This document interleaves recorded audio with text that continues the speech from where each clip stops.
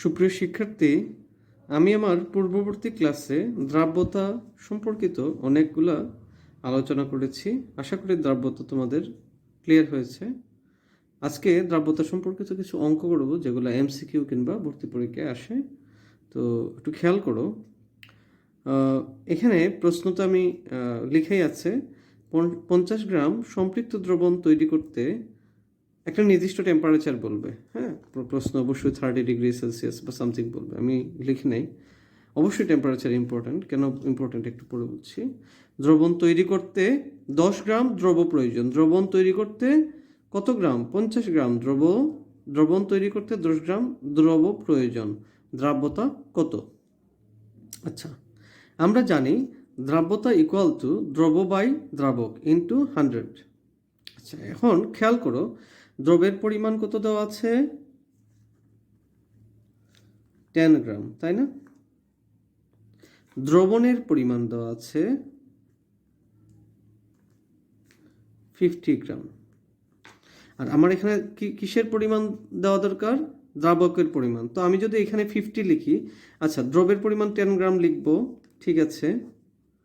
এখন যদি আমি দ্রাবকের পরিমাণ 50 লিখে ফেলি, তাহলে এটা ভুল হবে। আশা করি তোমরা বুঝতে পেরেছো, কারণ এটা দ্রাবক আর এখানে কি বলছে? দ্রবণের পরিমাণ। তাহলে আমরা জানি দ্রব প্লাস দ্রাবক ইকুয়াল টু দ্রবণ, তাহলে এটা হচ্ছে 50 গ্রাম, তাই না? দ্রব কত? 10 এই পাশে আসলে তাহলে দ্রাবকের পরিমাণ কত থাকবে? 50 মাইনাস 10 সমান হচ্ছে 40 গ্রাম। আশা করি তোমরা বিষয়টা ক্লিয়ার হয়েছে, তাই না? তাহলে আমরা দ্রাব্যতা বের করতে পারি। এর পরের প্রশ্নতে বলছে 700 গ্রাম সম্পৃক্ত দ্রবণ তৈরি করতে কত গ্রাম দ্রব লাগবে যখন দ্রাব্যতা হচ্ছে 25। দেখো, আমরা জানি দ্রাব্যতা ইকুয়াল টু দ্রব বাই দ্রাবক ইন্টু 100। এখন এখানে একটু আগে বলে নিই, তোমরা অনেক বইয়ে এরকম পাবে x by m minus x into 100। ওই যে দেখো, আমি m কি m ধরে নিলে, ধরো দ্রবণের পরিমাণ 50, x তো মানে x হচ্ছে দ্রবের পরিমাণ 10, এটাও 10। হ্যাঁ, তো এইভাবেও সূত্র দেওয়া থাকতে পারে। সেক্ষেত্রে নিশ্চয়ই তোমরা বুঝতে পেরেছো সূত্রের সাথে এটা সম্পর্ক। আশা করি ঝামেলা হবে না তোমাদের। আচ্ছা, এখানে আমাদের কি বের করতে হবে? দ্রবের পরিমাণ। সেটা কি? দ্রবের পরিমাণ। হ্যাঁ, আমি ধরে নিলাম দ্রবের পরিমাণ ইকুয়াল টু এক্স। তাহলে দ্রবণ যেহেতু বলছে, দ্রবণের পরিমাণ ধরে নিলাম m ইকুয়াল টু কত? 700 গ্রাম, তাই না? 700। আচ্ছা, তাহলে আমি ওই সূত্রটা যদি তোমাদের এখানে লিখি। আচ্ছা, দ্রাব্যতা ইকুয়াল টু, দ্রাব্যতা তো পরিমাণ দেওয়াই আছে 25। 25 ইকুয়াল টু কি হচ্ছে? X by m minus x. কেন? দ্রবণ থেকে দ্রব বাদ দিলেই আমার থাকে দ্রাবকের পরিমাণ, সেই কারণে। তো m এর পরিমাণ কত? এক্স m কত? 700 মাইনাস এক্স ইন্টু 100।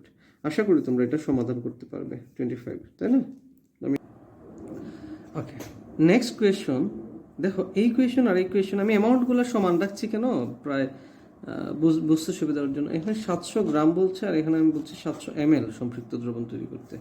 বাকি সব সেম। তো অঙ্কটা সেম করতে পারতা, কিন্তু এখানে ml যেহেতু দেওয়া আছে, দ্রবণের পরিমাণটা, আচ্ছা এখানে দ্রবণের আপেক্ষিক গুরুত্ব দেওয়া আছে 1.25। হ্যাঁ, আপেক্ষিক গুরুত্ব এক প্রকার ঘনত্ব। সেটা তাহলে আমি যদি দেখি rho equal to m by V, হ্যাঁ, তাহলে গ্রাম পরিমাণ এবং আচ্ছা গ্রাম পরিমাণ বাই আয়তন। হ্যাঁ, তাহলে আপেক্ষিক গুরুত্ব যদি 1.25 হয়, আর এম বাই ভি, ভি হচ্ছে আমাদের 700 ml। আচ্ছা, এই আপেক্ষিক গুরুত্বের একক হচ্ছে গ্রাম পার ml, অথবা কোথাও কোথাও পাবা গ্রাম পার সিসি, অথবা গ্রাম পার সেন্টিমিটার কিউব, এরকমও পাবা। একই কথা, গ্রাম 1 ml সমান হচ্ছে 1 সেন্টিমিটার কিউব। ওকে, তো এটা ml, হ্যাঁ, তাহলে 1.25 গ্রাম পার ml, তাহলে এটা 1.25 ইন্টু 700, আর দেখো যে গ্রাম পার ml, তাই না, ইন্টু ml হবে না, ml, এই mlটা এই পাশে আসার কারণে, তাহলে ml কাটা থাকলো কি গ্রাম পরিমাণ, তাহলে আমার গ্রাম পরিমাণটা কত হবে 1.25 ইন্টু 700, একই কথা। তাহলে যদি আমি দ্রবণের পরিমাণটা যদি গ্রামে পেয়ে যাই, হ্যাঁ, গ্রামে যদি পেয়ে যাই, তাহলে আমাদের আর সমস্যা থাকলো না, এই অঙ্কের মতো আমরা করতে পারবো, তাই না। নেক্সট কোয়েশ্চন, এটা বেশ কঠিন বলা যায়, পারলে তো সহজেই। তো এটা বিভিন্ন ভর্তি পরীক্ষায় এই প্রশ্নটা বেশ আসে। হ্যাঁ, বলছে 50 ডিগ্রি সেলসিয়াস তাপমাত্রায় পানিতে প্রস্তুত কোনো লবণের সম্পৃক্ত দ্রবণকে 20 ডিগ্রি সেলসিয়াস তাপমাত্রায় শীতল করা হলো। যদি লবণের দ্রাব্যতা 50-তে হয় 125 এবং 20-তে হয় 80, তবে 75 গ্রাম সম্পৃক্ত দ্রবণ প্রস্তুত করতে কি পরিমাণ লবণ লাগবে। হ্যাঁ, কোয়েশ্চেনটা এখন আমি এর আগের প্রশ্নতে বলছিলাম যে তাপমাত্রা কেন ইম্পর্টেন্ট এই কারণে, আমরা জানি কোনো একটা দ্রবণের যদি আমরা তাপমাত্রা বাড়াই, তাহলে দ্রাবকের আয়তন বাড়বে। আচ্ছা, তাহলে দ্রাবকের আয়তন বাড়লে আমার দ্রবের পরিমাণ তো সমানই থাকছে, তাহলে কি হলো, দ্রাবক বাড়লো, দ্রব সেম, তাহলে ঘনমাত্রা কি হবে, কমে যাবে।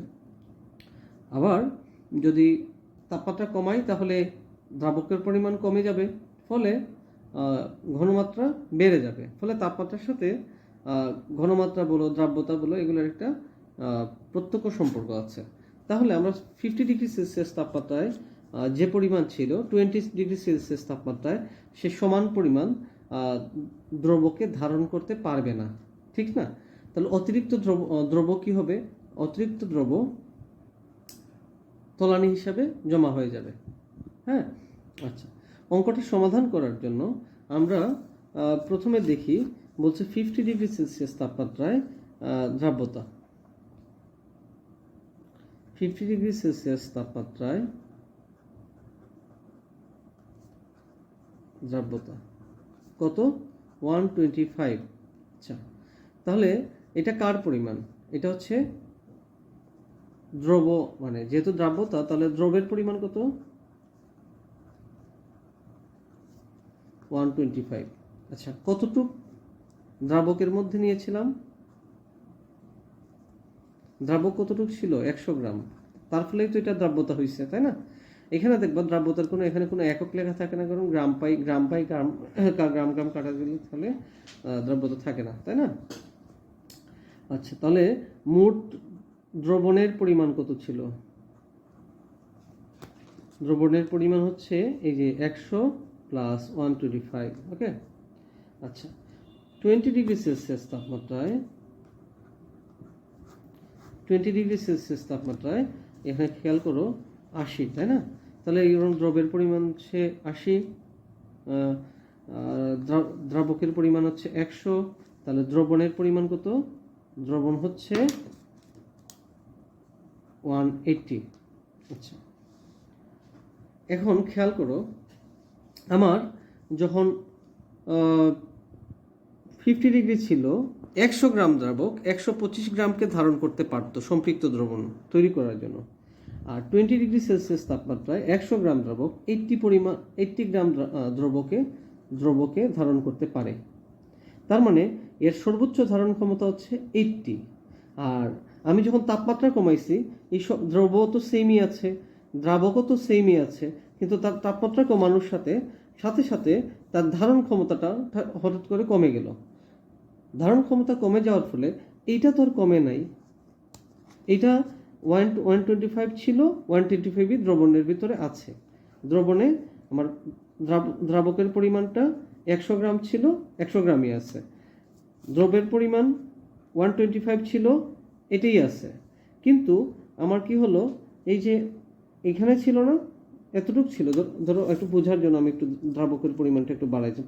প্রথম অবস্থায় কততে 50 ডিগ্রিতে এতটুক ছিল, খেয়াল করো মার্ক ছিল এতটুক, হ্যাঁ। আর 20 ডিগ্রিতে, হ্যাঁ, দ্রবণের পরিমাণ কমে গেছে। দ্রাবক 20 ডিগ্রিতে কি হবে, 20 ডিগ্রিতে দ্রাবকের পরিমাণ সেমই থাকবে, কিন্তু তার ধারণ ক্ষমতা কমে যাবে। ধারণ ক্ষমতা কমে কত হয়ে গেল, 80 হয়ে গেল, কিন্তু তার পরিমাণ তো সেমই আছে। ওর ধারণ ক্ষমতা কমে গেছে, হ্যাঁ, ধারণ ক্ষমতা কমে 80 হয়ে গেছে, কিন্তু তার পরিমাণটা তো সেমই আছে। তার মানে বাকি 80 সে ধারণ ক্ষমতা করতে পারে, এই অবস্থা সে 80 ধারণ করতে পারে 20 ডিগ্রিতে। তাহলে বাকি বাড়তি যতটুক ছিল সেটা কি হয়ে যাবে, কতটুক, 45। এই 45 গ্রাম তলানি হিসাবে নিচে জমা হবে। আশা করি তোমরা বুঝতে পেরেছো। তাহলে এই 180 কতটুক 180তে